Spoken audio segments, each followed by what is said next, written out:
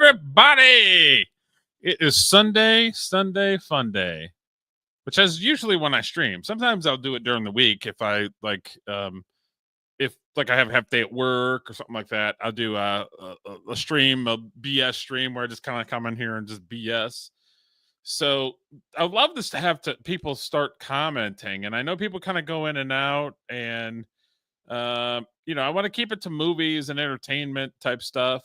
Today's going to be a wild one because there's a lot of crazy people and a lot of crazy crap happening at the moment. So I kind of wanted to stick to like film, television related stuff. I have an indie filmmaker that got swatted. A ghost hunter's wife puts a hit on him. So I've got a video that we can watch about that. I have an 80s star who made these stupid movies in the 80s. And I watched one of them and I was just like, this is the worst movie ever. Now he's homeless and he's basically barricaded himself into a house of a friend that invited him to come because he was basically homeless and living in his car. So they invite him to go into the house. And then all of a sudden, this guy's barricaded in the house. So they get the news involved. So we've got a video about that. That's freaking crazy. And then it's more of a true crime type thing. Well, a while ago, there was what they call the Delphi murders, where two young girls in Indiana got murdered. They thought that they had the guy based off of the evidence. They're still pretty sure that they have it, but there was new footage that came out of a guy in the background where the girl had her like she might have had like a phone or something, and she's just kind of commenting and everything else. She's kind of moving around and stuff. And then when she turns, you can see a guy literally standing behind them. It's wild. And it was like, well, it's not really movie related, but there's been a crap ton of documentaries based off of the Delphi murders. A crap load of podcasts talk about it. So I thought it was kind of cool when I saw it. I think I saw it yesterday, and I'm like, that's wild. Where the girl's literally just kind of, doing girly stuff with her phone, and she's going, "Oh, this is a path and this," and then when she turns, there's a dude standing about 10 feet behind him. It's wild. I was just like, what is going on right now? So I have that. We'll talk about that. So let me start with, okay, so I don't understand. Let me share my screen here. I don't understand this swatting culture, and it's always on one side of the aisle, always. I don't understand, like, are people too pussy to do anything themselves? So they're going to lie about someone to get them killed or in trouble or whatever it is. I mean, I honestly think that's what it is people, if I confront somebody, even if I'm upset and pissed and all this other stuff, or if I'm mildly excited, mildly bent out of shape, and I come to somebody, you're yelling at me, you're being aggressive toward me because they're bitches.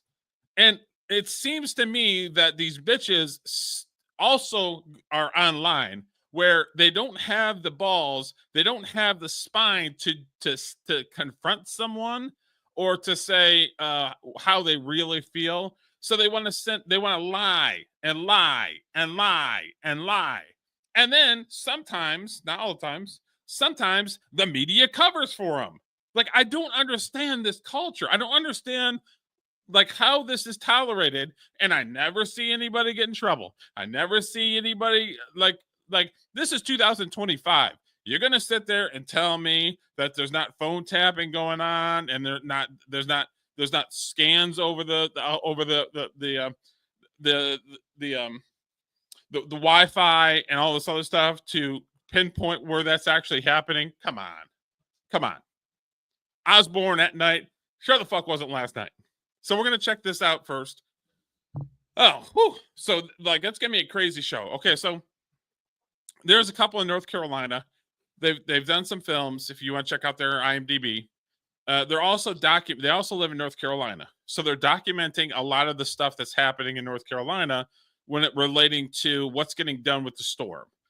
So they're documenting a lot of that stuff. They're a lot of photos, all kinds of stuff as far as like their experience in North Carolina with after the storm and stuff's not being built, quickly, etc. So all of a sudden, his wife posts that they've got swatted and that that she answered the door apparently. Um, and then they pulled up the ring footage afterwards, and you can see that the cop pulls up and he comes up to the front of the house, etc. So he had posted the ring footage. So we're gonna check that out. So I don't understand the swatting thing where I mean it's gotta be it's gotta be fucking losers that are doing it. Absolute pieces of garbage that are doing this dumb shit.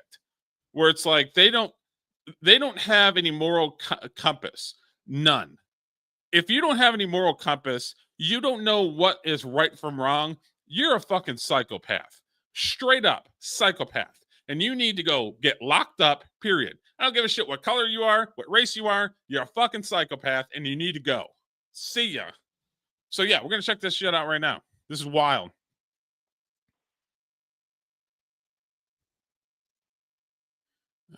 Let's get some.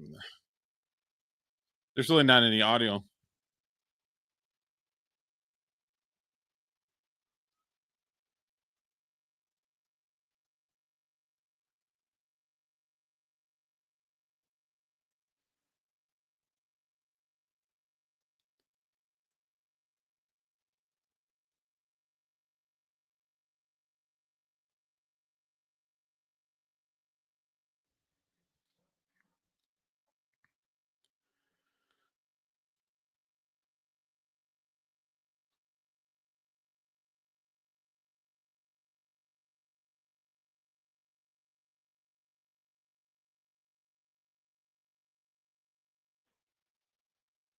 So that's basically it. Him basically looking around. He's got his gun out.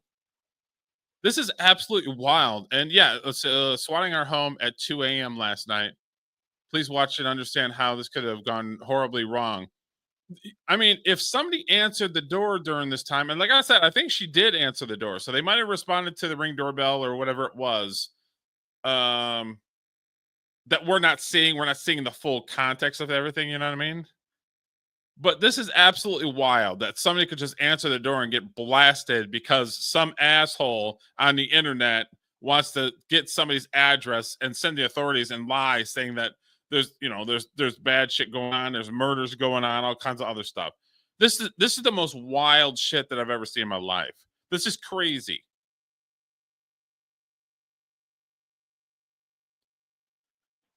And then, I mean, if that's a ring doorbell or what, oh, that's a Wise, so it's Home Depot, either Lowe's or Home Depot. But you still should be able to talk through that. I don't understand why they didn't say anything through the doorbell. Like, can I help you or don't shoot me or something? Absolutely wild. But yeah, that they're filmmakers that are not on the left that all of a sudden they get the cops called on them. I mean, it's disgusting how these people their worldview on things.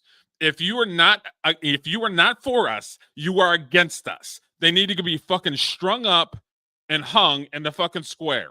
I mean, these people are psychopaths. So like, there's no moral compass for somebody that doesn't have a moral compass, that doesn't give a shit. I lived 10 years in California. I met some great people, but I also met some pieces of shit. And I met some of these type of people where there is no moral compass. There is no, I'm sorry, I did this. You're at fault. You're wrong all the time. I had a friend, okay? I had a friend. I met her at a production house. We were friends for years. And we were always honest with each other. So then I made a comment about a project that she decided she was going to produce with a lady. The lady was super nice, but this movie wasn't good, and I basically went in there with experience. I filled in holes where like they needed to have a shuttle driver go back and forth. Like I recognize their needs, so it's like I'm just going to grab a shuttle and I'll shuttle people back and forth. That way, people they're not wasting time or whatever. And then I went on set every once in a while, and one of the guys is like, "Why don't you come on set?" I was like, you guys have plenty of people locking shit down. You guys need to get through your day. So I go on set the one time, and they're standing around like, oh, grab this. And so somebody had to grab a piece of article of clothing or something. It took them like 10 minutes to grab the piece of article of clothing, do all this other stuff. So I went back to my friend and I was like, what the fuck is going on? Like, this shit sucks. Now, she took offense to it, and it was a whole blowout and all this other stuff. I call balls and strikes. If you don't like how the balls and strikes are if you don't like how the balls and strikes are called, then I don't know what to tell you. I tell it the way it is. Because I hope that people will take what I say, and they don't have to listen to me. There's no rules that you have to listen to everything that everybody says.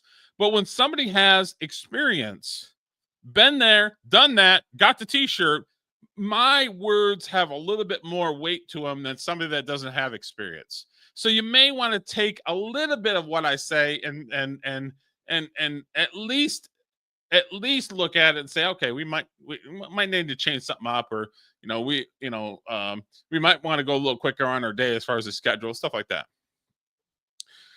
But people can't have it. I'm offended. Well, get offended. I am coming with a place of not necessarily love, but like, I want to have that person be successful. And if that means having the harsh truth and saying the quiet shit that most people don't want to say, I'm going to do it every time. I'm going to do it every time. Because most people are just like, I'm not going to say nothing. I'm not going to jeopardize what I have. Then you reap the shit benefits of the shit that you have. Why do you think that people come out on social media all the time how they're a fucking victim? Because they're not looking at the other part. They're not looking at the other side. They're not looking at anything. They're looking at what they think is the moral side of things, what they think is the right side of things. They're not examining any other different positions or angles or anything like that. That's on them. Just because I have a tendency to tell how it is, that's fine. But you still have to take it in and at least examine what's going on. I'm not going to talk about something or have an opinion about something I don't know anything about. I'm never going to do that. But if I have a ton of experience at it, I do have a little bit of fucking experience. I do have weight to my words. People need to shut the fuck up and listen. Period. Shut the fuck up and listen. Because sometimes it's valuable. Sometimes it is coming from a place of love. Sometimes it is coming from a place of, yo, you might want to change this shit up because we're gonna have a 16-hour day if you don't. So yeah, so this shit right here, this culture right here, this swatting people is bullshit. And they should throw the fucking rope at these people when they find them. But we never hear anything. People never get in trouble for fucking swatting. I don't know why. It's fucking wild. So, okay, well, let me stop sharing that. Okay. Okay, so the Ghost Hunter thing, this one's about 24 minutes. So I'm gonna have to stop it and play it and stuff like that. So we're gonna do that toward the end. I'm gonna do this. Where was it? Oh, this 80 star. This is a current affair. Hopefully they don't strike me. It's a 5-minute clip talking about this dude, and it's wild. And like I said, this dude's movies in the 80s were shit. It was shit. I'm a little kid going, this is shit. As an adult, I'm saying, this is shit. So my opinion for 30 years hasn't changed. It was shit. So, okay, let me see here. Okay.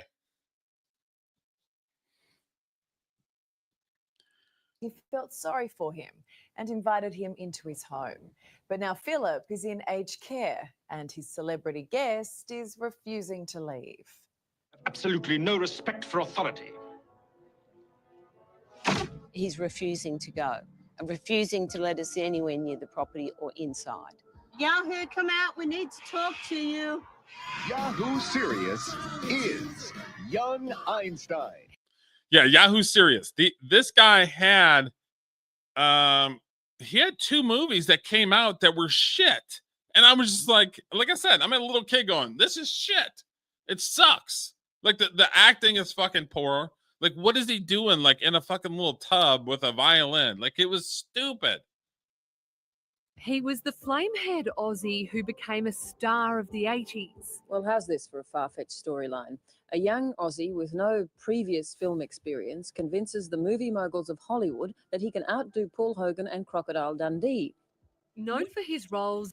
Yeah, it's wild. It's wild. like who thought it was like I want to meet the executive that was like, you know what? Let's rock. Let's do it. Like I get shit on for submitting my movies to fucking film festivals because I don't have a big name.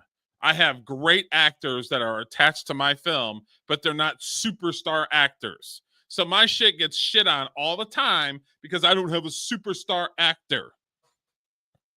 How did this guy get anything? He was fucking a nobody, and now he's still a nobody. When they're in a room together and you have executives, you have money people, the whole thing. How do you convince somebody to say this guy right here is good at what he does? What does he have to show? Nothing. He's got fucking nothing. How do you convince a money person or a production person or a producer that has fucking nothing to produce something? So yeah, this is wild how this dude all of a sudden became a thing and he was terrible. In Young Einstein and Reckless Kelly, Hollywood fell in love with Larrikin, Yahoo Serious, and in 1993 Nobody fell in love with this guy. It was terrible. he was on a current affair talking about his fame. Can you be trusted with $15 million? Of course not. Here's your money. Now get off our island. But now the same could be said to him, as young Einstein has grown up to make some silly decisions, now refusing. That's what he looks like now. Where's all the hair? He must have lost all his hair. That's what he looks like now. But again, how is a money person taking this dude seriously? I don't get it. To leave Philip Porter's home in Sydney's Palm Beach. Knowing Yahoo and seeing him from around Palm Beach, I'd spoken to friends of myself and Philip, and we thought it might be a good idea and give him accommodation to keep an eye on Philip. I try to be a nice person, but I would not just randomly invite somebody that even I kind of know unless I did a background check, unless I knew that they were legit. Like I have an extra room in my house that I would like to rent to somebody.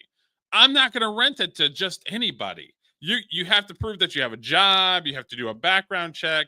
This lady is super nice, but when you're super nice like this, people are going to take advantage of you. I mean, that's just the way it is. While Philip was struggling with little life issues. 89-year-old Philip took pity on 71-year-old Yahoo, who was sleeping in his car, allowing him to stay in the granny flat under his house. That was until Philip was diagnosed with dementia 2 years ago and had to move into aged care. Yahoo took it upon himself to move into the main house, and now what goes up must come down, or out, as the case may be. He refuses to go. He told the real estate. I mean, I swear that maybe this dude was just artificially put in there from somebody like, oh, we could take advantage of him being an Aussie and, you know, the popularity of Crocodile Dundee and all this other shit, which Crocodile Dundee is a cute movie, but I wouldn't say that it was like a blockbuster movie.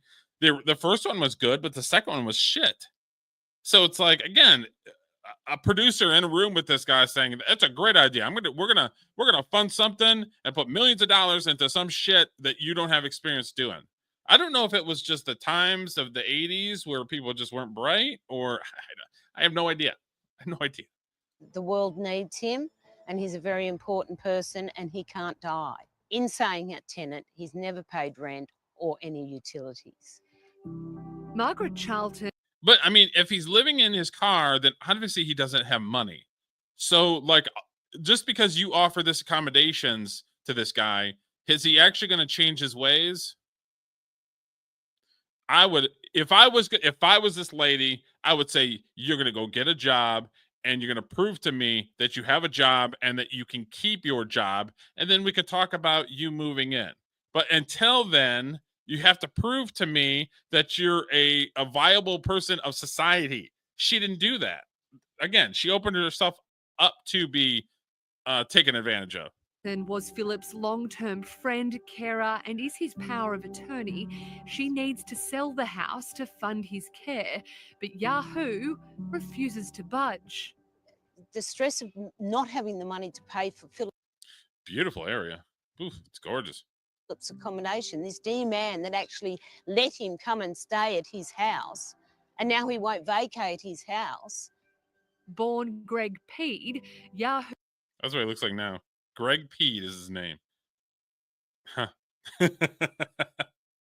who was also evicted from his previous rental for not paying Again, what was that? rent. Not paying rent. He was already previously evicted. The writing is on the wall. This dude is trash. He's not going to pay. He doesn't have money. Now Margaret is $60,000 in arrears with Philip's aged care provider. Meanwhile, Yahoo is living rent-free. I've had the power switched off. There's no... He's living rent-free in her house, but he's also living rent-free in her mind for her basically saying, go ahead, you can live there. You don't have a job. You don't have a life. You don't have money, but go ahead and live there. It's fine. You okay? No money to pay for any more utilities, so I can't pay for anything. We approached the house with Margaret, but were met with a barricaded front door. We have no entry. Yahoo, could you come to the door, please? Do you usually get a response? No, see here, I live in a small town, okay? The courthouse is literally a half a mile from my house. If I have a renter that's going to take this room or whatever, and they're not paying and they're a piece of shit, I'm going to the fucking courthouse, getting whatever documents that I need, getting the fucking sheriff, and dragging their ass out of here. Why is she not at least calling the cops? And she called Eternal Affairs or a current affair, Eternal Affairs, a current affair. Why does she call them as opposed to calling to fucking authorities and getting him the fuck out? You know what I mean? Like I don't. There's certain moves that people do where she's screaming victim, but she's the one that put him in there. She didn't call the authorities to boot his ass out of there. You know what I mean? So it's like, it's wild. He's pulled down all the blinds. He won't come to the door. he won't have any interaction with me to discuss moving out or doing anything. He is stuck here. Yahoo, are you in there? We just have some serious questions to ask. Round the back, it's barricaded too. How stressful has this been on you? Terrible. I worry about Philip. I can't sell the property. There's probably rice and mice and rats and mice and all kinds of shit in there too. Like, again, I would, you know, she probably has kids or grandkids or something. I'd call the grandkids up, say, we're evicting this motherfucker, knock down the window, pull his ass out of there and fucking throw him out. You know what I mean? Like, there's a lot of stuff that she's not doing. So it's like I understand it's a, you know, she's an elderly person and her husband is in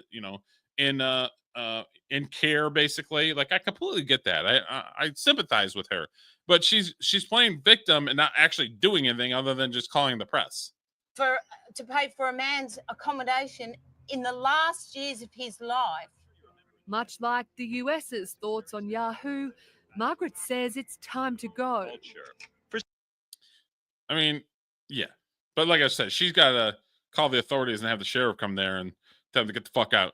Some bizarre reason, the Aussies thought this would be a permanent thing. Of course it wasn't. What would Philip be thinking of all of this? He'd be furious. He'd be saying, he'd be very cranky. Get the fuck out. It's my house. Get the fuck out. If there's no lease, you need to be in a property for a very long time. In fact, in New South Wales, it's a minimum of 12 years before you can claim a right to the property. Lawyer Richard Mitri. If you're on someone's property and you don't have their authority to be on that property, you need to leave. If they don't give you consent, they can get an order kicking you out. Now the Exactly. Call the fucking sheriff. Get the fuck out. aged care home has placed a caveat on the house, and Margaret is headed into court to get Yahoo out.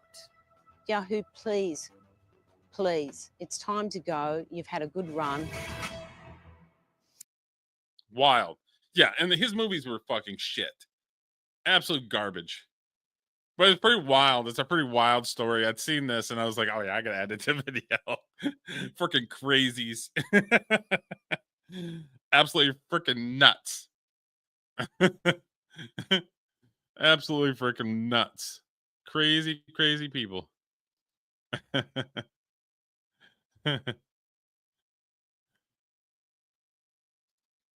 Okay, so here's the Delphi murder video. And there's a bunch of videos and podcasts about Delphi murders all over the place. And there's all kinds of documentaries.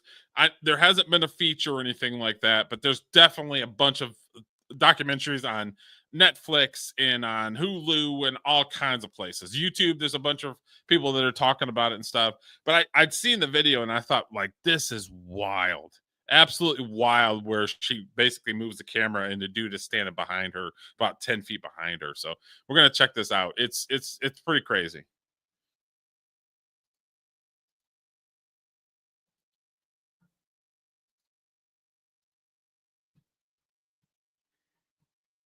Perhaps the most crucial piece of evidence in the Delphi murders case. This video of the man on the bridge led to the conviction of Richard Allen. And now the public is seeing that video in its entirety for the very first time. Thanks for joining us first at 4. I'm Aaliyah Blackburn. And I'm Rafael Sanchez. The video Libby Gerben recorded shows her and her friend Abby Williams on their hike back on February the 13th of 2017.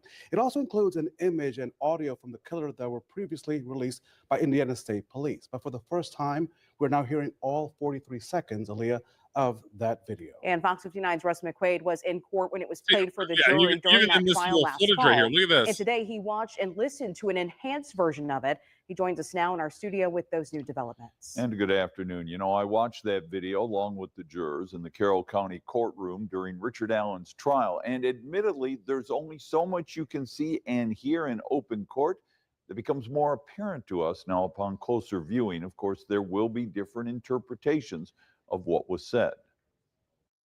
This is about all that Indiana State Police have let us know for the last 8 years about the video of the man who killed Abby and Libby.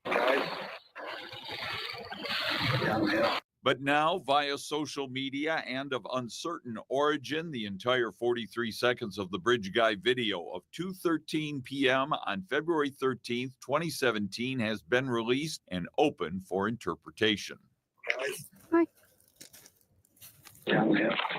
Which is the craziest part with me is it was under investigation for a long time, and they only gave bits and pieces. And I understand it's evidence, but there was so much talk about it. There was so much press about it. They could at least said, okay, this is our suspect. We're it's open investigation. We're not going to say anything more about it until it's over. But this is what we're looking at, and this is the footage. But they only gave like a very small amount, which is wild why they waited so long to do it, because it's such a hot topic that people talk about and stuff. It's absolutely wild. Carroll County Sheriff Tony Liggett told jurors he heard Abby say to Libby, quote, "Is he right here? Don't leave me up here." And Libby answered, quote, "This is the path. That be a gun." During jury deliberations, jurors asked to specifically view that video in court one more time, as one juror told the Murder Sheet podcast. We also watched the video, the Bridge Guy video, that was right here. So she edited or remastered or whatever they did to where that's a cell phone video, and also you see the guy behind them. Yeah. And then there was one that it was just the audio of the Bridge Guy video.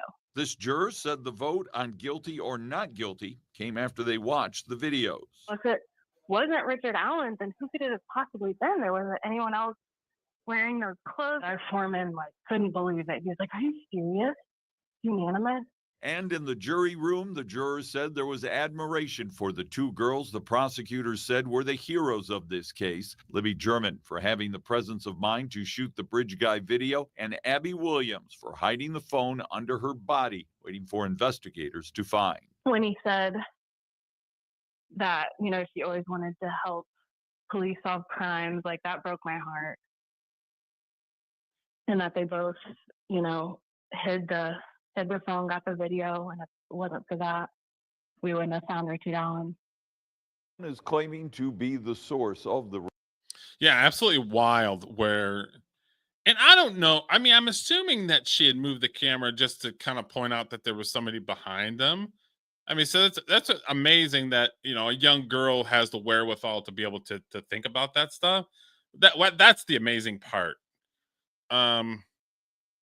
Because at least, even though you don't have a full shot of him, you definitely have a full body shot. So you know, you see how tall he is, and you see, you know, what his build is, and he's got a beard and all this other stuff. So pretty crazy where she had the wherewithal to just to shoot that and then hide it so that at least there was a fighting chance to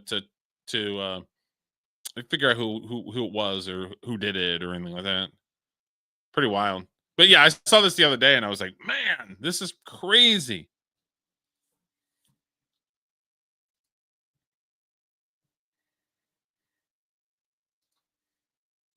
Okay, so then this last one is, now this guy's been on Ghost Adventures forever. And he's one of the original guys that's been on Ghost Adventures. And they have to been going at least 15 years.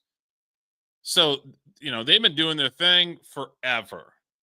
And you know, it's crazy as I've seen little clips here and there, but I haven't seen the whole video. I haven't watched it. So this is like 24 minutes. I'll end up stopping and commenting and everything else. It's on Law and Crime, and then there was some other ones that were doing it. It's wild, some of the videos that they're showing and how happy and great that they are. And then all of a sudden she's literally getting prosecuted for potentially having a hit done on this guy, which is wild. So, okay, let me go ahead and share this and we'll get started and kind of watching it together. Cause like I said, I have not seen this part. I've seen little clips here and there. So let's check it out. At least it's not real ghosts. Well, there are real ghosts in here, actually. Ah, no. Send help. What seemed like a fair. How can you act like that and then all of a sudden now you're being charged with putting a hit on somebody? Like, what takes you from happy-go-lucky, I love this guy, to destroying him and murdering him? Like, what's in the middle? Like, what literally is in there? So I guess maybe I don't know. Maybe we'll find out. Fairy tale romance for Ghost Adventures star Aaron Goodwin has turned into a chilling nightmare. His wife, Victoria, is now accused of plotting his murder with a convicted killer from a Florida prison, somebody you may recognize. Behind their picture-perfect social media post lies an alleged twisted scheme. Oh, I hated that, especially when Facebook came out. Like, okay, so Facebook, when it came out, it's kind of geared toward college kids. And then it hit more of the mainstream. And then there was all kinds of people that were posting these pictures of, I'm in love. This is my significant other. We're in Aruba. Everything is stunning and brave. And then a couple years later, divorce. I mean, people put out there and they want you to think that everything is amazing and sparkly and amazing. And it's shit. It's absolute shit. Like I said, people like me or they don't like me or whatever the fuck it is, but I tell it how it is. I'm probably one of the more honest and open people that anybody's ever gonna meet. I'm gonna tell you when things is amazing, and I'm gonna tell you when things are shit. I mean, I'll give my honest opinion. I'm a pretty genuine person. Like I said, how do you get from I love you to murder? Like how do you get there? I don't understand. That has left the paranormal community in shock. Welcome to Sidebar, presented by Law and Crime. I'm Jesse Weber. Okay, this is just a bizarre one, to say the least. What began with a seemingly fairy tale beginning has turned into a real-life nightmare. I love you. You're the greatest person ever. Murder. I'm being a little facetious and being a little crazy, but how do you get there? It's crazy. For Ghost Adventure star Aaron Goodwin, because his wife, Victoria, now stands accused of plotting his murder in such a chilling scheme that honestly, it kind of reads like a script from one of his own paranormal investigations. The wife of the ghost. Yeah, just right here. 27 seasons. So they've been on forever. Which is wild. Most shows do not last that long. Especially a show about ghosts, because a lot of those ghost shows were in and out. Couple years, done. Ghost hunters, done. All kinds of stuff, done. But these guys have been rolling for forever. Adventures host has been arrested and accused of conspiring to murder her husband in a scheme involving an inmate in a Florida prison. I mean, this is shocking because you have this alleged dark and twisted plot, and that couldn't contrast more with the couple's seemingly happy public persona, particularly online. Now, here's what we know. The story takes us back to October of last year when authorities say Victoria Goodwin initiated contact with an inmate in a Florida prison. And TMZ says that they have identified this inmate as Grant Amato, who is a convicted killer himself. Now, when I read the story and I heard Grant Amato, my ears perked up. Why? I've been at Law and Crime since 2017. If you have been following Law and Crime for a while, you might remember this guy because, as a matter of fact, we covered his trial. He is serving a life sentence for a shocking triple murder. A former nurse, he was convicted in 2019 for the brutal killings of his father, his mother, and his brother in their Florida home. We, the jury, find the defendant guilty of first-degree premeditated murder. Further finding, we further find beyond a reasonable doubt that during the commission of the offense, the defendant personally carried, displayed, used, threatened to use, or attempted to use a firearm or a weapon. See, there's a psychopath right there. You get charged, you get convicted of 3 murders. You are gone for the rest of your life, and he has there's nothing on his face. It's just like, I'd be fucking crying. I'd be blubbering. It'll be a fucking mess. My face will be red. You'll see all kinds of Derek thickness everywhere. I mean, it'd be crazy. This dude's just like, when's lunch? Lunch, anyone? That's just fucking crazy. That's a psychopath right there. No, there's no emotion at all.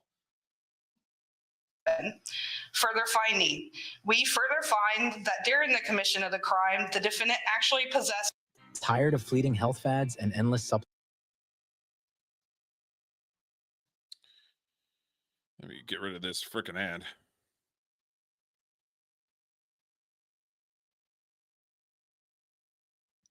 Let me get rid of the ad.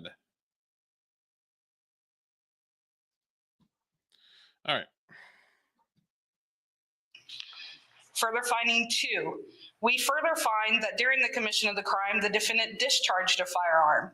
Further finding 3, we further find that during the commission of the crime, the defendant discharged a firearm and caused the death of Margaret Amato.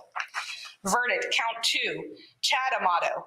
We, the jury, find the defendant guilty of first-degree premeditated murder.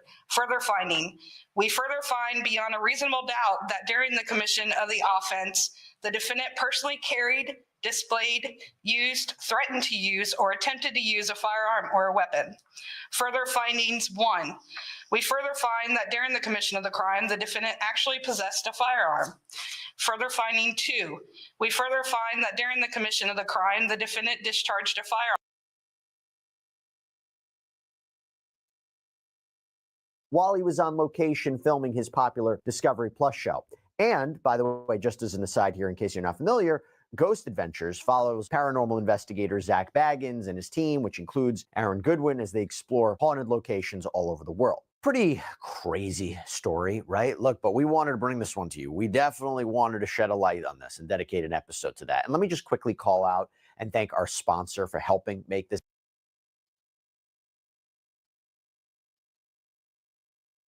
As I mentioned earlier, this alleged plot supposedly involved this inmate, Grant Amato. And according to police, Victoria told investigators that she first learned about Amato through the documentary that I mentioned before and began corresponding with him as pen pals while he was incarcerated. And despite his alleged role in this, would you pen pal a murderer? Anybody in the chat? Anybody that wants to, comment in the chat? Anyone in the back, the lurkers? You guys want to comment in the chat?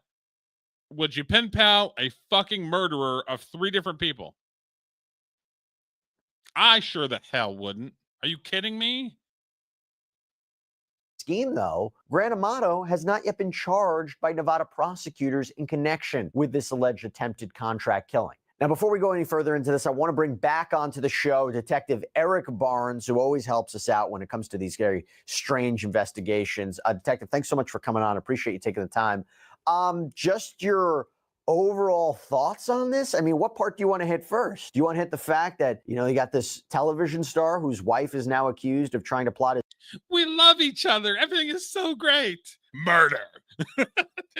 his murder, or the fact that you have somebody on the outside who allegedly has been contacting an inmate to carry out a murder for hire plot. We're going to get through all the details, but this is unique.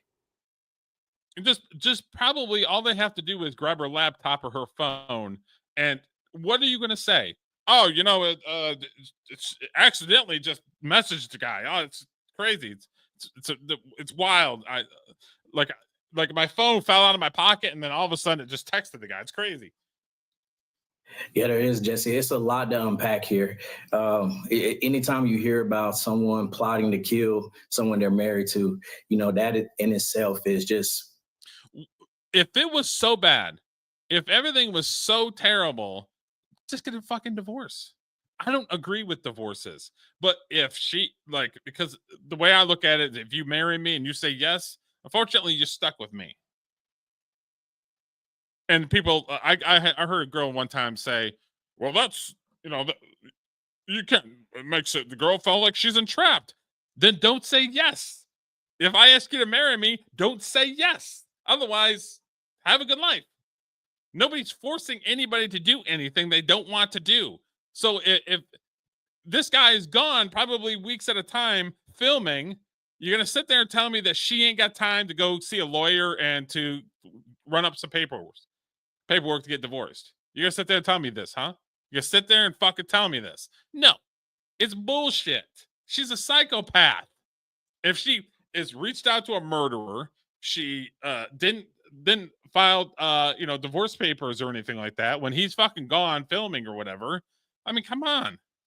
Full of questions, but then when you start adding in the fact that you have reality TV stars contacting inmates, I mean, this is just unbelievable.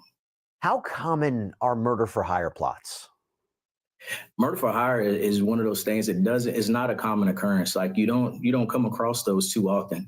A detective may investigate maybe one their whole career. This is a big question that I don't ask enough. If this is true, taking these allegations as true, why would somebody resort to this as opposed to a divorce if she was truly unhappy? I mean, we could talk about that generally. How many times spouses are accused or end up killing, accused of killing or are convicted of killing their significant other? Why go that route as opposed to a divorce? Thank you. See? Why? How do you get from we love each other to murder? The only thing I can think of is money. Is he left his money to her, or he's got a huge freaking life insurance policy or something.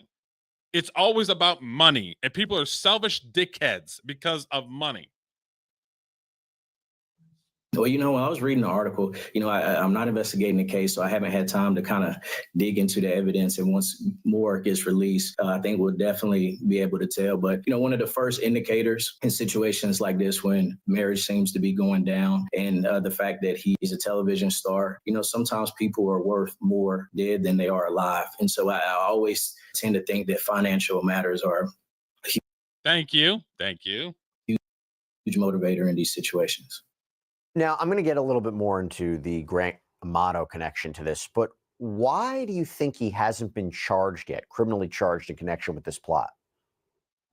Prosecutors are very careful on cases like this. You have to take into account that his past history as an inmate and his credibility may be something that they don't want to rush to judgment with just using. Police want the fastest working GL. I'm trying to. I understand that they're talking about the other guy, but they're talking about him a lot. I only care about the Ghost Hunters guy. The other guy's a psychopath who's rotting in jail. Like, yeah.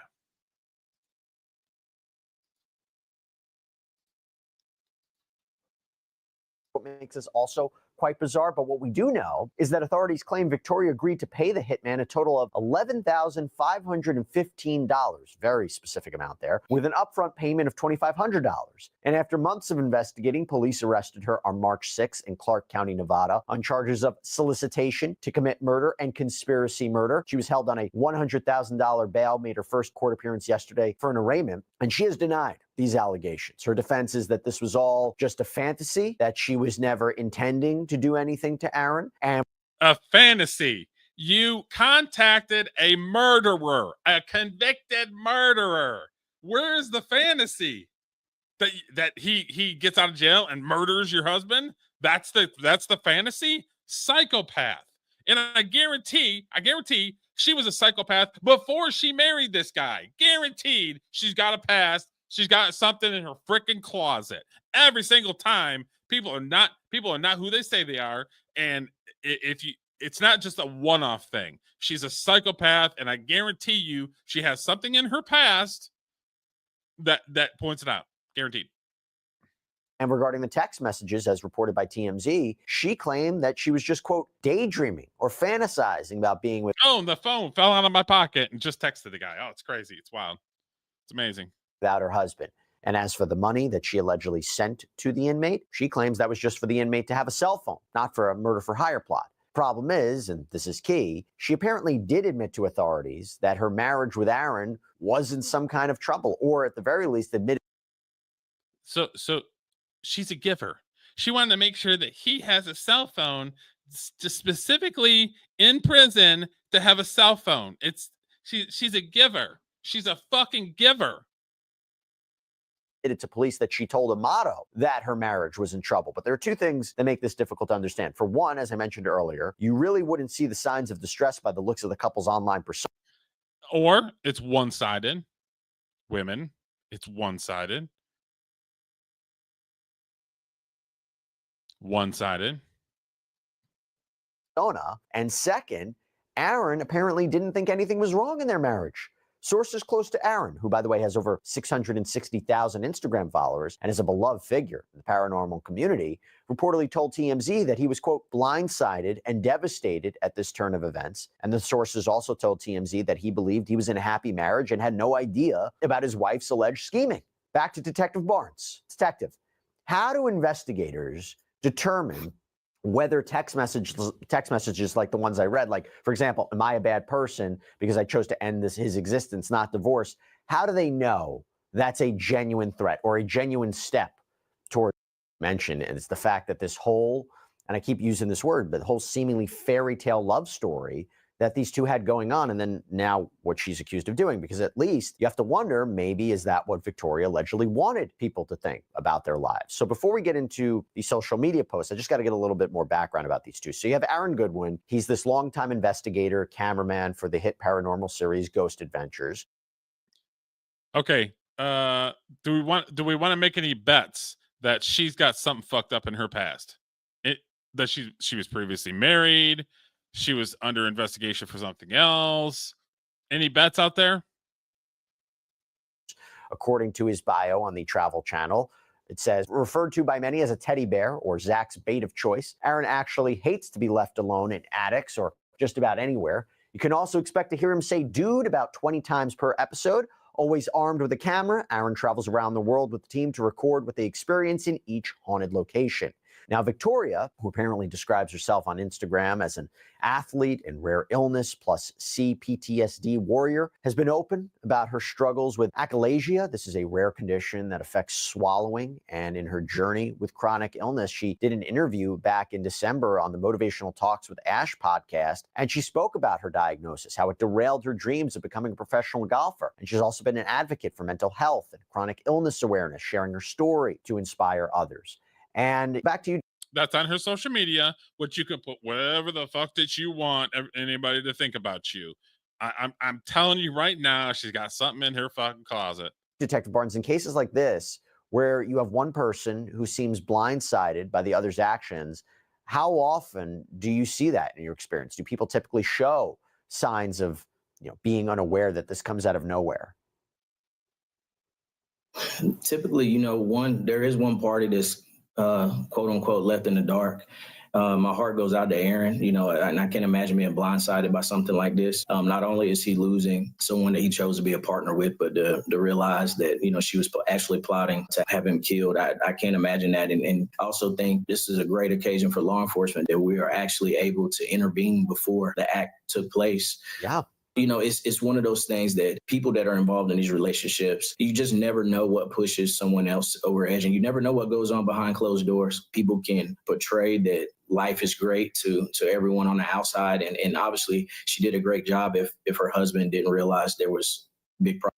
If she uses the defense that he's a ghost hunter, something potentially could have come back to the house and possessed her, and then that's why she has all these feelings, I'm literally going to scream online. Literally going to scream if she tries to use that as the defense. That something came back with Aaron, and she's mentally ill, and she got possessed by something. I'm gonna fucking scream if she does that, and I'll go on here and fucking scream. Problems. Yeah, it's true, because you really don't know what people are capable of or what's going on. And let me put this in a different perspective. So I want to do a deep dive now into the social media posts. We analyzed multiple posts, both on Aaron's account and Victoria's account, and they paint this picture of a loving relationship. From what we can see, they've been together. We love each other. Everything is so great. Since at least 2018. The oldest post that we could find was from November of 2018. Data brokers are... It's crazy. We love each other. Murder. Murder.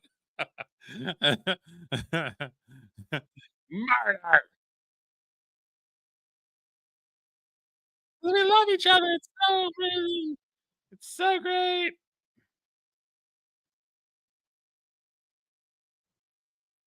For her, she is there for me when I'm down and up and makes me laugh all day. She is so wonderful. I love every minute with her. The two even had, as I mentioned, their wedding at the Haunted Mansion in Disneyland. Aaron posted photos of the couple on that special day, writing, "It finally happened. We got married. After postponing many times due to COVID, we got our day. I couldn't be happier." 2023, Aaron took Victoria to a haunted house, documented that adventure with her, as seen here. Got this, babe. I don't like it. I might throw up. It's a haunted house. I don't want She's it. definitely afraid of haunted houses, but at least it's not real ghosts. Well, there are real ghosts in here, actually. No. Send help. And then back in August of last year, Aaron posted in commemoration of their anniversary, writing, 2 years ago today, I got to marry my best friend. I'm so lucky to have you in my life, hon. And then on Valentine's Day this year, so that's February, about 4 months after the alleged plot and just weeks before Victoria's arrest, Victoria shared a photo of the two of them playing mini golf, captioning it, "Mini golf with my Valentine." And then this Lego set she built for Aaron, captioning it, "Finally finished my Valentine gift. I love you so much." I think she's a psychopath. She doesn't understand. She's got no moral compass. That she listens to the fucking voices in her head and all this other shit because she's a fucking psychopath. She doesn't see that there is a problem. She doesn't see that there's anything wrong. Obviously, with him saying, "I love you. You're the greatest person ever." Like, yeah, he could claim that, blindsided or whatever. People sometimes do that where it's like, bro, like, she's cheating on you. No, she's not. How dare you speak of my woman? And it's like, bro, like, listen, she's cheating on you. So if she had these thoughts about killing him, guaranteed she's cheated on him. she would do it out of spite. If she got to the point where she wanted to murder this motherfucker, guarantee she's cheated on him. Guaranteed. And she did it with a smile on her face. That's a psychopath. There's no moral compass. There's no nothing. Like, whatever I do is fine. It's not fine. Not at all. It's not fine. And she also has posts commemorating their first date and anniversaries. We're on an expedition to find dinosaurs. And maybe get lost. The Lost in Jurassic Park tour. This is the east side of Oahu. You're about 40 minutes from North Shore here. But if It's cool. You got to check it out. It's awesome. So many cool things to see. Music videos filmed here, Lost. movies, TV shows. If you love Lost, you're going to love this place. Plus, And- Lost is filmed on other islands, so we got a lot of work to do in those spots. Jurassic Park, Jurassic World, Hawaii Five-0, Jumanji. Sorry. Not all of us are a million feet tall. Okay, detective, lot to make here. How often do investigators look at these social media posts? What are they looking at it for? And what do you think the significance of it could be in this kind of case? Jesse, the significance of social media is that any person can be whoever they want to be on social media. And it could be the furthest person from reality. Yep. Like I said, Facebook 15, 20 years ago. Stunning and brave. We're the greatest couple ever. Divorce, divorce, divorce, divorce, divorce. Every single time. Every single time. You got to have some sort of persona of how everything is stunning and brave, but behind the fucking scenes, it's shit. You have the ability to create images and to portray to the world and basically paint a picture. Use pictures and posts to kind of give people insight into what you want them to see. And it sounds like she was doing that. If the allegations are true, then what she appeared to be doing was painting a picture of this perfect relationship and staying in character, to give herself an alibi. That could be a very good prosecution argument. The defense's argument would be, she didn't do. Could you imagine that? You're just like, you're so amazing. I love you so much. Murder. Kill his ass. Could you imagine that? Having that fucking, like you're literally like, oh, it's, I love you, babe. You're the best thing ever. Okay, let's murder this motherfucker. Could you imagine that? That's fucking nuts. Do this. She loves her husband. Look at these posts. Look at this. How can someone fake this? How can someone orchestrate a plot to kill and then be, lovey-dovey? You'd have to be a sociopath to be able to do this. And thank you, announcer. Thank you. I think I wonder if that would be a point of contention or a point of disagreement moving forward, detective. It sounds like it would. I think that there's a very key point as well in this that I think the defense would have to overcome, and that's the fact that the plot and the plan was for this to take place while he was out of town. Yeah. And I think, again, it gives her further distance away from the crime. When it happens in your own backyard, the spouse is the first person police look at. But when you're hundreds of miles away from your residence, it kind of gives the wife a little room and gives her an alibi that, I was here at my house, like I said, guaranteed she's got shit in her closet. Guaranteed that she cheated on him. Guaranteed. If you have that much hate in your heart, it's fucked up that she would hook up with somebody just out of spite. Like, fuck that guy. I'm going to fuck this guy because I hate that fucking guy. You know what I mean? She would do shit out of spite. Guaranteed she's a fucking psychopath. In my business, in my daily routine, and I'm a victim of this crime. It's a really, really good point. Look, I'll tell you this. As of now, Victoria remains in custody, but Aaron Goodwin's future remains uncertain. I will tell you, though, one thing is clear. This paranormal investigator who spent years confronting ghosts and spirits, he now faces a chilling reality far closer to home. Detective. And hopefully Goodwin doesn't go easy on her. Hopefully he doesn't. Where it's like, well, I love her still. And, maybe she just needs help. Help. She's beyond help. If she's fucking calling fucking murderers to kill you, that's beyond help. She needs to be in a fucking padded room. So hopefully he doesn't take it easy on her. Because obviously she's not fucking well at all. But yeah, I thought that this freaking story was wild, and it just keeps gaining traction. And there's probably going to be a documentary on it or some shit, like when it's all said and done or whatever, you know.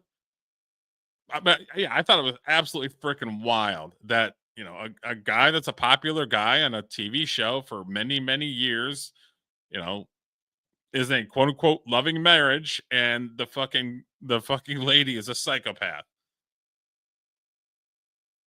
It'd be wild to like how you keep that persona for that long. Like, how can you lie for that long? Again, that's psychopath behavior. That's not somebody that's well that can be able to have that persona. Not just like on a first date where like you're only showing somebody so much. It's a first date, but being married to the person, dating the person, and having that persona for that long. That's a fucking psychopath. That's somebody that has hate in their heart, or has an ulterior motive to establish something as far as like murder, or just take his money from him, or, you know, get a huge life insurance policy with him dead, or something like that, you know. So it's absolutely wild, wild and crazy.